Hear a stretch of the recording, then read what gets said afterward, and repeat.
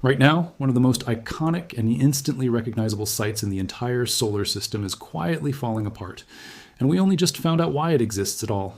Saturn's rings look ancient, timeless even. Bright bands of ice wrapped around a golden giant, exactly the kind of thing you'd expect to have been there since the planet itself was born.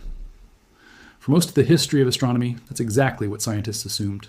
The rings were simply part of Saturn, as old as the planet, as old as the solar system. But that assumption has been demolished. Data from the Cassini spacecraft revealed something almost unbelievable. Saturn's rings are young, not billions of years old, just a few 100 million at most. When these rings formed, dinosaurs were already walking the Earth. That single discovery cracked open a much bigger mystery.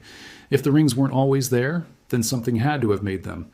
And whatever that something was, it had to be violent enough to shatter a moon and reshape an entire planetary system. For years, scientists searched for an answer. And now in a study published in February 2026, they think they finally have one. A story of colliding moons, shifting orbits, and a giant that got knocked onto its side.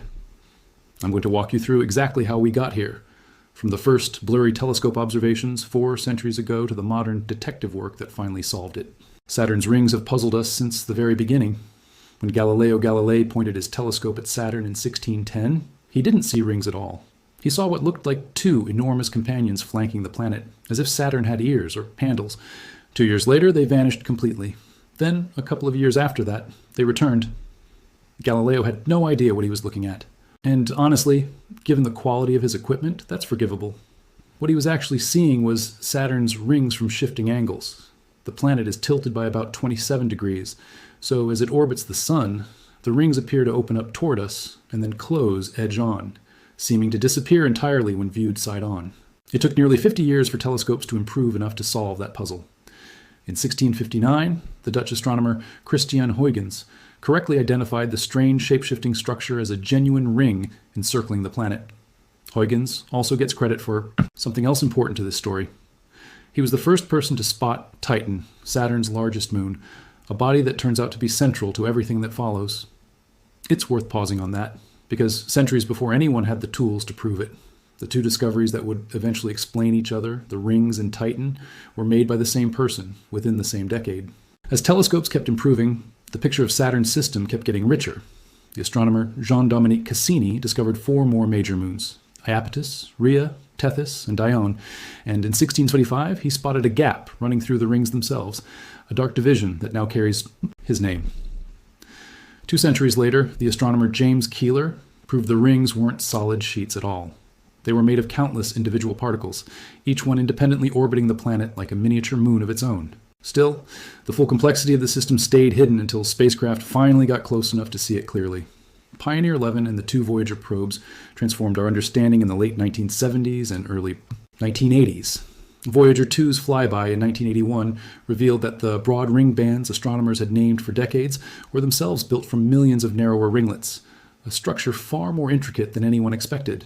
Then came Cassini, the spacecraft that changed everything. Launched in 1997 and arriving at Saturn in 2004.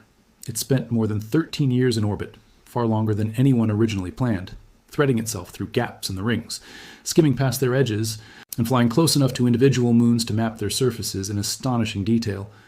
In its final act, known as the grand finale, Cassini dove repeatedly between the planet and its innermost ring, a region no spacecraft had ever dared enter, before finally plunging into Saturn's atmosphere for good in September 2017, burning up rather than risk contaminating any of the system's potentially habitable moons.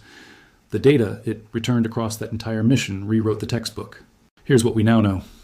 Saturn's rings are staggeringly thin, somewhere between 10 meters and 1 kilometer thick, yet they stretch out to nearly 282,000 kilometers from the planet. They're named alphabetically in the order they were discovered rather than the order they appear in space, giving us the D, C, B, A, F, G, and E rings, along with a faint, distant Phoebe ring far beyond the rest. Small moons called shepherd moons, including Pan, Daphnis, and Prometheus, orbit within and around the ring system itself, and while others, like Pandora, Janus, and Epimetheus, sit just beyond the outer F ring, gravitationally corralling the icy particles into their sharply defined bands and keeping them from spreading out into a formless disk. Even Mimas, discovered by William Herschel back in 1789 and orbiting much further out, exerts an outsized level of gravitational control over the rings despite its small size, carving structure into them from a distance. Cassini confirmed the rings are made almost entirely of water ice, about 99.8%, with particles ranging from grains of dust to chunks the size of a mountain. By the time the mission ended, Saturn's confirmed moon count stood at 62. Since then, ground-based surveys have pushed that number past 290, more than any other planet in the solar system, and it's still climbing. That brightness is the ice reflecting sunlight, and it's exactly what tipped scientists off that something didn't add up. Space is not clean. Micrometeorites and interplanetary dust constantly rain down onto anything orbiting a planet, and over time that dust darkens bright ice, turning it gray and dull. Saturn's rings are still dazzling, so either something was cleaning them, or they simply hadn't been there long enough to get dirty. Cassini gave scientists another crucial number: the total mass of the rings, roughly 16 quadrillion tons. That sounds enormous, but it's actually less than 0.02% of the mass of our own moon. Combine that low mass with the amount of incoming dust, and you can calculate how long it would take for pollution to darken the ice to the point where it stopped looking so bright. The math pointed to somewhere between 10 and 100 million years. In the 4.6 billion year history of the solar system, that's barely a heartbeat. So if the rings weren't ancient leftovers from Saturn's formation, where did they come from? The first real theoretical groundwork was laid all the way back in 1849 by the French astronomer Edouard Roche, long before anyone had proof rings were young.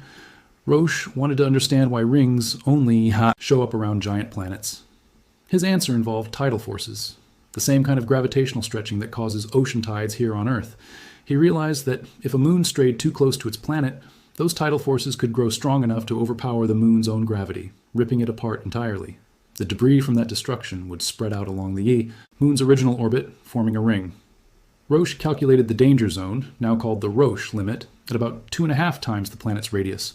For Saturn, that works out to roughly 87,000 kilometers, a distance that lines up almost exactly with the outer F ring. Roche's math explained how a ring could form in principle. It didn't explain what actually happened to Saturn. That answer required decades more data, and eventually a very different kind of moon-on-moon collision than anyone originally proposed. In 2022, a team at MIT put forward a bold idea. They suggested an entire moon, one they named Chrysalis, had once orbited Saturn between Titan and Iapetus. According to their model, gravitational interference from Titan gradually destabilized Chrysalis's orbit, dragging it inward until it strayed too close to Saturn and was torn apart by tidal forces, exactly as Roche had described more than a century and a half earlier. The wreckage, they proposed, spread out to become the rings we see today. It was an elegant story, and for a while it stuck. But when researchers at the SETI Institute ran their own detailed simulations, publishing their results in February 2026, the numbers told a different tale. In their models, Chrysalis was far more likely to collide directly with Titan than to be nudged towards Saturn and destroyed there. And a direct collision with Titan wouldn't scatter debris into a ring at all. Most of the wreckage would either be swallowed by Titan's gravity or flung out of the system entirely, leaving nothing behind to form rings. The SETI team wasn't working from scratch either. They fed their simulations with the full weight of Cassini's measurements, orbital data, mass estimates, and precise tracking of how each moon moves today, then ran the physics forward and backward across hundreds of millions of years to see which starting conditions could actually produce the Saturn system we observe now. That kind of reverse engineering is painstaking work, and it only became possible once Cassini had spent over a decade gathering the raw numbers needed to constrain the models. There was another problem buried in those simulations, one that turned out to be the real key to solving the mystery. Whenever the Chrysalis scenario played out, one of Saturn's smaller stranger moons kept getting wiped out of existence. That moon is called Hyperion, a lumpy, irregularly shaped body that tumbles chaotically as it orbits rather than spinning smoothly like most moons do. Hyperion is still very much out there today, orbiting in a tight gravitational relationship with Titan. If the Chrysalis story were correct, Hyperion shouldn't exist in its current form at all. That contradiction became the turning point for the SETI team, led by astrophysicist Matija Cuk. If the destruction of a single moon called Chrysalis couldn't explain both the rings and Hyperion's survival, maybe the whole premise needed rethinking. Chuck's insight was that Hyperion's tight orbital relationship with Titan appeared to date back to roughly the same period that the hypothetical Chrysalis event would have occurred. That timing was too suspicious to be a coincidence. Hyperion wasn't an unrelated survivor, sitting quietly on the sidelines of the story. Hyperion was a product of it. So Chuck and his collaborators widened the lens. Instead of isolating the ring puzzle from everything else going on in the Saturn system, they treated the whole system as interconnected, factoring in Saturn's unusual 27-degree axial tilt, alongside the orbits and quirks of its major moons. Running the numbers this way, they modeled what would happen if an earlier, more massive version of Hyperion, one roughly 4 times heavier than the original Chrysalis proposal, collided directly with an earlier, smaller version of Titan. They called this earlier moon Proto-Hyperion, since the Hyperion we know today would ultimately emerge from its wreckage. The simulations were striking. Out of 60 separate runs, a collision between Proto-Hyperion and Proto-Titan occurred in 42 of them. In the runs where no collision happened, the system usually ended up ejecting either Proto-Hyperion or the moon Iapetus out of the Saturn system altogether, which doesn't match what we actually observe today. The collision scenario, by contrast, lined up with almost everything Cassini had measured. The team dated this cataclysmic impact to roughly 400 million years ago. The chain reaction that led to that collision started with something surprisingly subtle, a shift in resonance. Resonance happens when 2 orbiting bodies repeatedly line up in the same configuration, and small gravitational tugs during each alignment accumulate over time, amplifying their influence on one another far beyond what a single pass could achieve. At some point, Saturn slipped out of an older resonance it shared with the other planets, and that shift rippled outward. It destabilized Proto-Hyperion, pushing it into a 2.1 resonance with Proto-Titan, the strongest and most disruptive resonance possible for that kind of pairing. For every single orbit Proto-Titan completed around Saturn, Proto-Hyperion completed 2. That mismatch dragged Proto-Hyperion steadily inward, setting it on a collision course, while also yanking on the orbit of Iapetus and tilting it into the strange inclined path we still see today. Eventually, Proto-Hyperion and Proto-Titan's paths crossed and the 2 moons collided. The aftermath reshaped both bodies permanently. The Titan we know now is a giant, larger even than the planet Mercury, wrapped in a thick, hazy nitrogen atmosphere where methane rains down to carve out rivers and lakes on its surface. When Cassini and its companion Huygens probe examined Titan up close, they found something odd. A surface with remarkably few impact craters, suggesting it had been resurfaced relatively recently in geological terms. Chuck's collision scenario explains that directly. The impact of Proto-Hyperion would have melted and reshaped large portions of Titan's surface, essentially wiping the slate clean and erasing older scars. Most of Proto-Hyperion's mass fused into Titan during the impact, but not all of it. The leftover debris, loosened and scattered by the collision, gradually reaccreted into the small, misshapen moon we now call Hyperion. Everything about that reformation matches what we observe.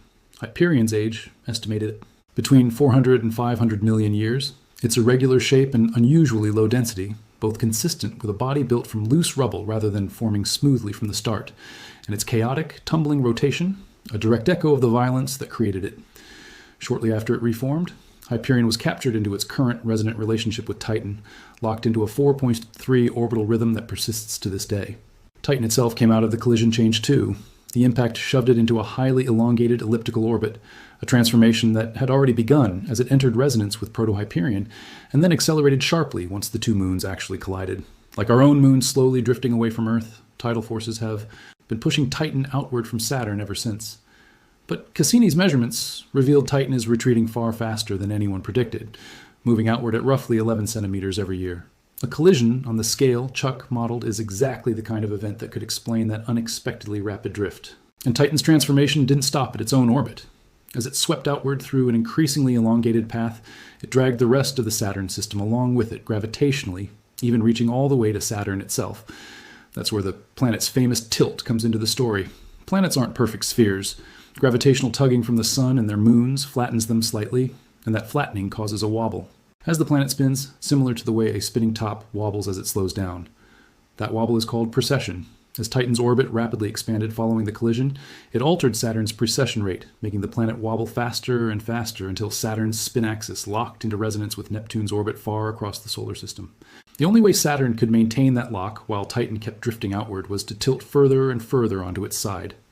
Giant planets are expected to form with almost no axial tilt at all, so Saturn's dramatic 27-degree lean has puzzled astronomers for a long time. This scenario is the most convincing explanation offered so far. For roughly 200 million years after the Titan-Hyperion collision, the system seems to have settled into relative stability. But Titan's outward drift never stopped, and eventually it triggered one final round of destruction. About 100 million years ago, Titan's shifting orbit locked into a 4-1, resonance with a pair of smaller moons closer to Saturn. That resonance tilted their orbits and pulled them toward one another until they collided. The combined force of that impact and Saturn's powerful tidal pull tore both inner moons apart completely. Some of the resulting debris reaccreted into small new moons. Some was lost to space, and the rest spread out into the thin, brilliant disk of ice we now recognize as Saturn's rings. That's the full picture. It's Titan, again and again, at the center of the storm. Every strange feature of the Saturn system traces back to the same underlying story. Iapetus's tilted orbit, Hyperion's youth in a battered shape, Titan's thick atmosphere and suspiciously young surface, its rapidly expanding orbit, Saturn's own axial tilt and accelerating wobble, and finally, the rings themselves. One interconnected chain of cause and effect, stretching across hundreds of millions of years, all set in motion by a single ancient impact.